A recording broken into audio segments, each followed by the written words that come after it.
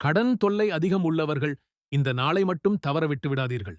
கார்த்திகை மாதம் 2ஆம் செவ்வாய்க்கிழமை அன்று வளர்பிறை பஞ்சமி திதியும் சேர்ந்து வருகிறது. இந்த பஞ்சமி திதி மகாலட்சுமி மற்றும் முருகனுக்கும் மிகவும் விசேஷமானது. இந்த நாளில் இந்த ஒன்றை மட்டும் செய்தால் போதும், உங்கள் வீட்டில் உள்ள கடன் பிரச்சினைகள் அனைத்தும் கொஞ்சம் கொஞ்சமாக குறைந்துவிடும்.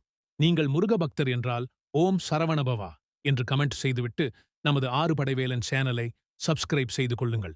இந்த நாளில் கோவிலுக்கு மஞ்சள் வாங்கி கொடுப்பது மிகவும் சிறப்பு.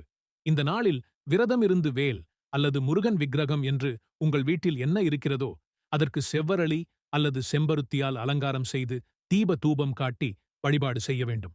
இந்த நாளில் நெய்வேத்தியமாக மாதுளம்பழம் வைப்பது மிகவும் சிறப்பு வாய்ந்தது. வழிபாடு செய்யும் பொழுது நெய்வேத்தியம் கட்டாயம் வைக்க வேண்டும். ஒரு கிளாஸ் பாலாவது வைக்க வேண்டும். இப்படி செய்தால் உங்கள் கடன் பிரச்சினை கொஞ்சம் கொஞ்சமாக குறைந்துவிடும். இதுபோன்ற மேலும் பல ஆன்மீக தகவல்களை தெரிந்து கொள்ள நமது ஆறுபடை வேலன் சேனலை சப்ஸ்கிரைப் செய்து கொள்ளவும்.